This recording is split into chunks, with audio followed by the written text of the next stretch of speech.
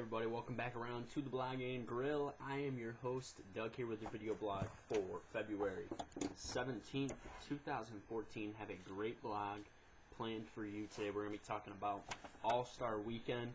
We'll go college hoops from the weekend. We'll talk undefeateds, #1 seeds, and who I think is the top team right now in college basketball. And we'll also go to spring training and get a look inside the Yankees with our first Yankees spring training confidential. We'll be going to Yankee spring training every day up until Major League Baseball starts. We'll give you the scoop, let you know what's going on at Yankee camp. Right now, though, I want to talk about the NBA, and I want to give All-Star Weekend a grade. Overall, I'm going to give All-Star Weekend a B+. I think the All-Star game last night was fantastic. Good dunks. Kyrie Irving, the MVP. LeBron played well. We saw Durant and LeBron go at it a little bit. Carmelo broke the record for most threes in an All-Star game with 8. But it gets taken down. It could have been an A, but it gets taken down because of the terrible, terrible dunk contest we saw to end Saturday night. Saturday night was rolling right along. Dunk contest came. East swept it. Terrible rule changes, terrible formats. You had a three-person team winning it. John Wall got voted Dunker of the Night. Just a joke. Not exciting. The thing only lasted about 20 minutes. Just not an exciting dunk contest at all. That really brought down the grade. But overall, I think New Orleans handled it well. It was an exciting All-Star game. And I think overall they're going to have to change the dunk contest. But if we see All-Star games like that from here on out, that's exciting. That's fun to watch for sure.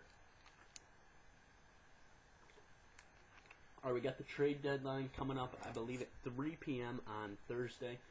So we'll have more trade deadline coverage on Wednesday. But one big trade, or a couple trades are being talked about right now. The Knicks are looking to make a trade to get a point guard. The hot topic, the hot two that they want are Kyle Lowry or Jeff Teague at this point has surfaced, okay? It's going to be interesting to see what happens with this if they get the trade done. Andre Miller's also been an option, but they want to get younger. I think Jeff Teague would be a good fit. I don't know if Kyle Lowry would be. He hasn't been in a great system. Jeff Teague coming in, being the starter. I think he doesn't need the ball to score a lot. He can play some defense. He's young enough. That'd push Raymond Felton into a backup role. Iman Shumpert would be out of town. That wouldn't surprise me. And I think Iman is going to be the guy that gets traded. I don't think Raymond will get traded. He's not really a hot commodity right now. He's old. He's not playing good D. He's not playing well. Shumpert, I think, still has a lot of upside. So I think Shumpert. Kids never get this excited about cleaning teeth. You want a greenie? But dogs do. Watch them go wild for an irresistible treat. Shumpert. Sorry about that. I think Shumpert could be the guy to get traded for sure. I think the Knicks need to make a trade, get a point guard for sure. Lowry would be serviceable. I think Jeff Teague could be a better option. We'll see what they do. Knicks got 2 important games coming up before the deadline. At Memphis tomorrow, at New Orleans Wednesday. 2 big games that they need to win to keep it rolling for sure. The other big trade right now that's being talked about is a possible Jason Terry to the Cavs for Jarrett Jack to the Nets. Backup point guard would be good for the Nets, for sure. They need another guy to play behind Williams. Darren Williams, of course, hasn't been great. Give him a little veteran leadership, a little more veteran leadership. I think that's a good trade. I feel bad for Jason Terry because he'd go to another bad team. But really, Jarrett Jack, serviceable guy. We saw him play big for the Warriors last year in the playoffs. And we could see it happen again. So that's going to be something to watch going down the stretch, as those are the 2 trades that I'm really seeing a lot about right now. So we will keep an eye on those 2 trades as we move towards the deadline on Thursday afternoon. All right, let's go to college hoops. College hoops, 2 unbeaten teams left. Syracuse escapes against NC State. CJ Fair makes a big layup late. Some big defensive plays, some questionable ball handling by NC State. Syracuse 25-0. Ron Baker sparks a second half run. Wichita State goes to 27-0 over Evansville yesterday.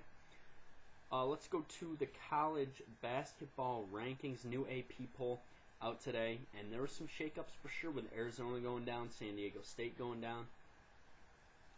That's going to put Syracuse at #1 now with just 64 votes. They actually didn't get a 1 first place vote. That's weird. Wichita State #3. Florida 2, Wichita State 3, Arizona drops to number 4, Duke up to number 5. Syracuse got the big game with Duke on Saturday.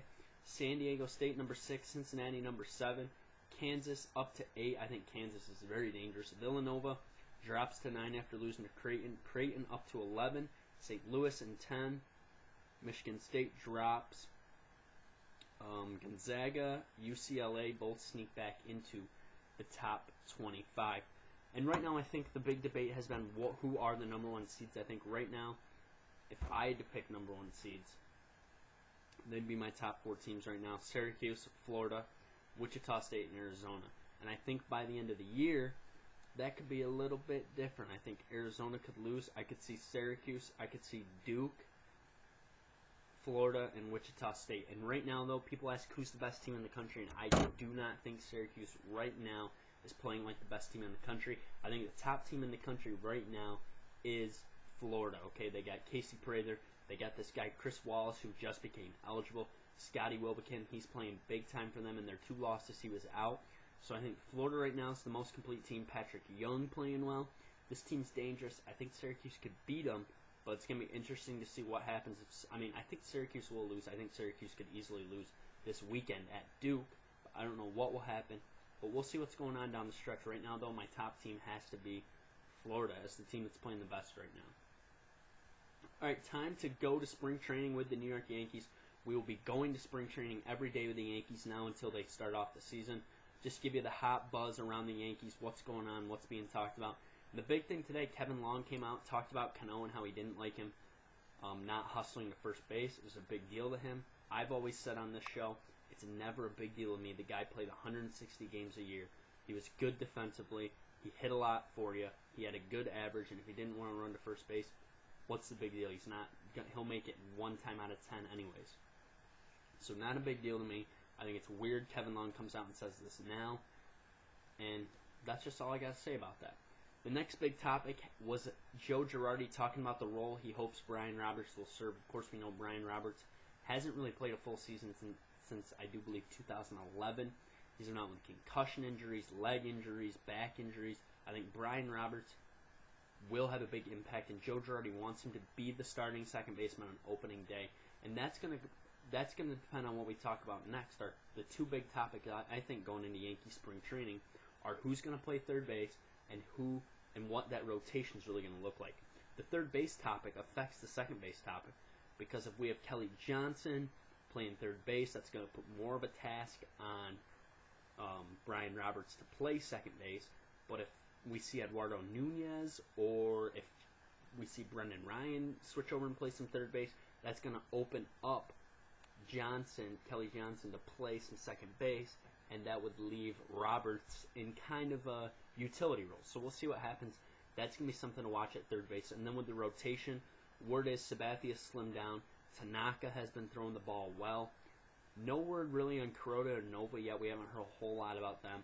And the other guy we've heard about is Michael Pineda, that he is throwing the ball. He's healthy, and he's ready to go. And that's a very good sign for the Yankees. If they can get Pineda to fill out the 5th spot in the rotation, they can put Phelps into the bullpen as a long middle relief kind of guy. And Phelps did good in that 2 years ago. He was solid in that role. And I'd like to see him in that role again. All right, so we'll be back on Wednesday. We'll talk trade deadline as it gets a little closer. Probably have some deals by then.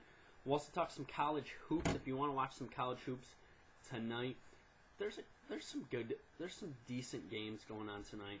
Texas, Iowa State, that one will be on at 7.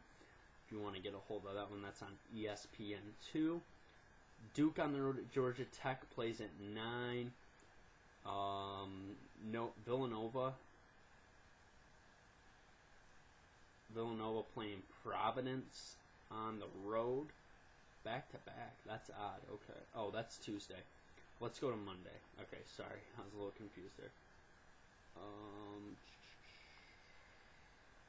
Monday. We have... Okay, the games tonight. UNC Florida State is on ESPN. Oklahoma State Baylor plays late.